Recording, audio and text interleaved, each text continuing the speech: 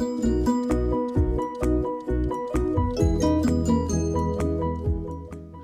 everybody, nice to see you. Today we're making a coffee cake. Better than Starbucks coffee cake, by the way.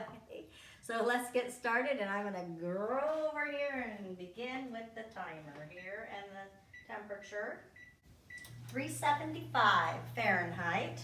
And this is an interesting way of making coffee cake, but I'm telling you, it's way better than the coffee cake that you get at other places. So we're gonna start off with our flour, and I use organic flour. It just is better quality, basically. I get it at Costco, and you can get yours wherever you want to, okay? So 1 1/4 cups. So there's 1 cup, and then here's 1/4 of a cup. And when my students make this at school, they do a good job if they follow the directions. If they don't, they mess up.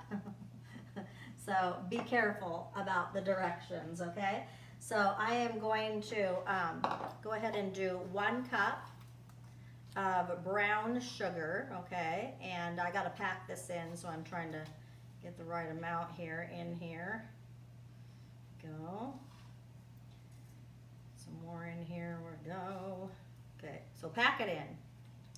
And then this goes right in here as well. So we've got 1 cup of brown sugar and 1 1/4 cups of flour. Okay, then the next thing that goes in there is a 1/4 of a teaspoon of salt, okay? So, and I use Himalayan salt, but you can use whatever you want to. And then you're just gonna take a pastry blender and just kind of move this down in here. Make sure that you've taken care of your brown sugar, getting it all kind of cut up and whatever. Okay, so the next thing that I'm going to do is I'm going to put in 1/4 of a cup of butter, excuse me.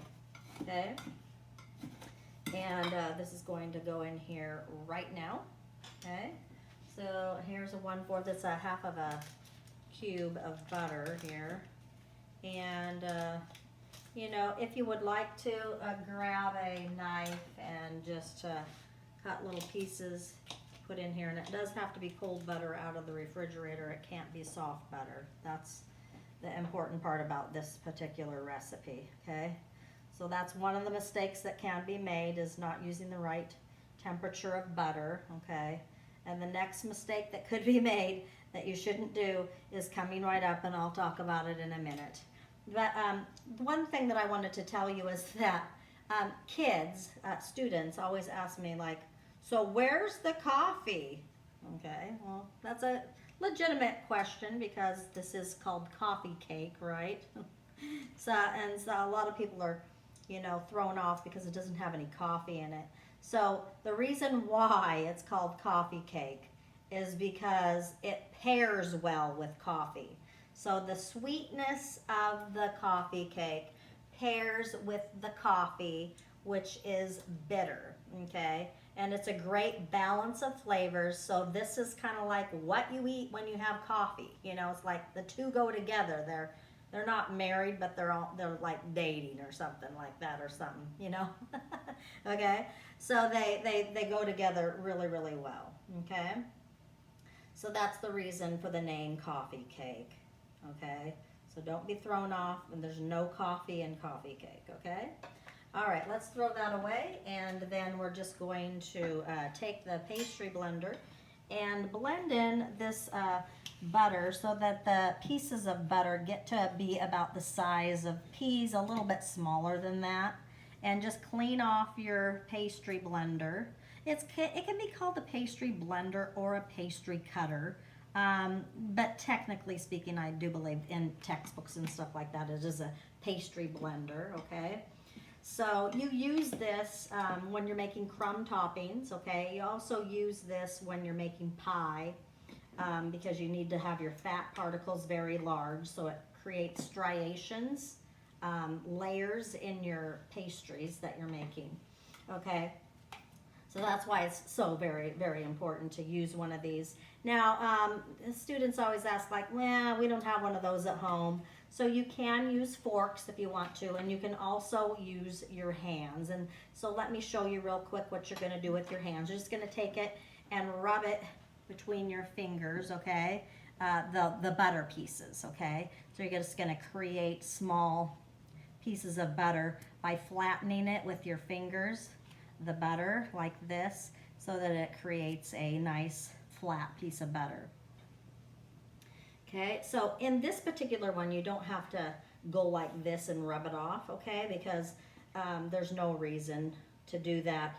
You're not making a pastry crust. You're making a crumb topping. So you actually want the butter pieces to be a little bit chunky, okay? All right, so this is where you can make the next mistake, and this is, kids do this and, you know, they don't pay attention to the recipe or whatever. So the next thing that can happen is you don't do this portion right here. So you have to take half of the ingredients here and set them aside for the topping, okay? So let's just see how much this is. 2 cups right here. So that means I need to take 1 cup out of here, all right, which gives me a perfect amount, okay? So that's my topping, okay? And then on here, I'm gonna put in all my other ingredients, okay? So let me wash my hands off because I did all that massaging with my hands for the ingredients to show you how to do that. I'm gonna get my hands washed off here. All right, I think that's good. Okay, let's grab our towel here. All right, dry them off here. Okay, so the next thing that you're going to do for the success of your coffee cake that's better than Starbucks, right? Is you're gonna add in some baking soda and baking powder because we have to have our leavening agents in there. So let's start out with our low number here, which is 1/4 of a teaspoon of baking soda, okay? So that goes in there. And then we're also gonna put in 1/2 teaspoon of baking powder. And it's better for you to buy the aluminum-free kind at the grocery store. This comes from Trader Joe's, but you can also get Rumford at a regular grocery store. And then we're going to put in our cinnamon. Yes, oh yeah, this is what gives it that great flavor, okay? So 1/2 teaspoon of cinnamon goes in here. Okay, so we've got to have our cinnamon in there. Oh, it smells good. I love the smell of cinnamon, it's so good, okay? So then you're just going to take a spoon and toss this around here really well, getting your ingredients all combined really well here. Oops, there we go. And then you're just gonna make a little well in the center, okay? And you're going to add in 1 egg, okay, and it should be at room temperature. All of your ingredients should be at room temperature except for the butter, Okay, we don't want to do that with that, okay? And then you're going to add in 1/2 cup of buttermilk. Now, if you don't have buttermilk, remember you can use regular milk, and then you can put a little bit of vinegar in there, okay? So it takes about 1 tablespoon for a cup. And so 1/2 tablespoon for 1/2 cup. So this is 1/2 cup of buttermilk. I like to use the real stuff. I don't like to actually use, you know, the fake stuff that you make yourself. But if that's all you have at home, go for it. Sometimes I'm not going to go to the grocery store just to buy buttermilk. I'm telling you that right now. That's not going to happen. You know, I'll just make my own and just deal with it. It has a little bit of a different flavor, but it's not. Doesn't make that much of a difference, okay? It's not that bad, okay? So here we go. Here is our, don't overmix it because this is a quick bread, okay? So once it's mixed, stop, okay? And then we're just going to take this. Let's move some of these things out of here so it's not messy, okay? And then we're just gonna add in our spray here. This is a non-stick spray. I'm using coconut spray, because I like to use products that are actually better for you, you know, nutritionally speaking, right? And don't have a lot of stuff in them that is bad for you. So that's from Trader Joe's, and you can get that from them if you want to, okay? So we're just gonna take the batter and toss it in here, like so. Okay, so that's the mistake that can be made, is the kids don't separate it and they put all the other ingredients in here, and then you have no topping, and then you have way thick batter. So that's the other thing that can happen if you are just, you know, if you don't see a demonstration, okay? And then let's get this all out of here. Right, set this aside, right like, I'm gonna flatten this out here, okay? So flatten this out to all 4 corners of the pan here, okay? And make sure that it's even, okay? So there we go. All right, so you see that there are butter chunks in here, but that's what you want. You want the butter chunks in there because this is a quick bread, okay? And it shouldn't be over mixed, just like pancake batter and things like that. If you over mix it, it's not good. It doesn't have the right texture, okay? So we want the right texture. All right, so here we go. And then you're just going to take the topping here, and I'm going to get out a new spoon and just kind of sprinkle it on here. And let's get this knife out of here as well so you can see. Here we go. So just take this and put your topping on. And it seems like a lot, but it is a lot, okay? And some of it melts into the top, okay? And some of it stays, kind of has this texture to it, okay? And let's just move that over there. Get into your corners, okay? And just keep going on this. And there we go. Okay, so use all of it. That's the other thing is kids are like, oh, we have too much topping or whatever. No, just put it all on there, okay? Just dump it all in, then spread it out evenly. Make sure it looks nice, okay? Then we're gonna put this into the oven for about 18 minutes. 18 to 20 minutes. I'm gonna check it at 18.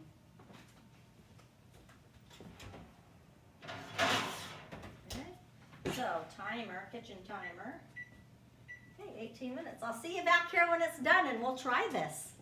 Oh, yay, yay, yay, yay. Came out of the oven already. I had to leave it in there for about 21 minutes actually.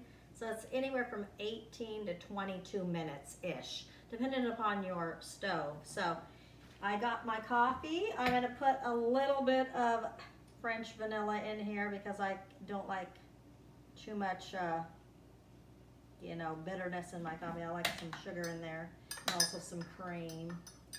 So here I go with my coffee for today. Yay, right? And then this is also my Starbucks coffee mug. This is from a long time ago. We've had these for a really long time. I love them. Okay, and then so you can use one of these. This is a, you know, it's called kind of like a pancake turner, but a turner, although we're using it to take this out of here. So this just came out of the oven, so it's pretty hot. So here it goes. Here's the texture. If you want to come in and look, see how the topping everything kind of soaks in and you just have a little bit of the topping left after it's actually cooked. See how it's the crumb on that? Okay, so with coffee cake, you can use a fork if you want to. You know, you don't have to use a fork, but I'm going to use a fork today. And so you take a bite, okay, of the coffee cake. Yum. Okay. Then you,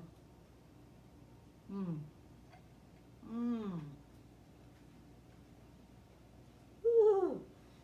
Hot.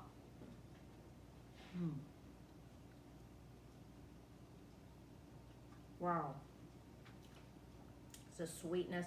So if you let it kind of sit for a while and cool down a bit, that flavor actually increases in flavor the cooler that it gets because it develops the flavor. I'm gonna wash that down with my coffee. Oh wow, perfect combination. Better than Starbucks coffee cake. I'll see you next week. Don't forget to subscribe and hit the bell and give it a thumbs up.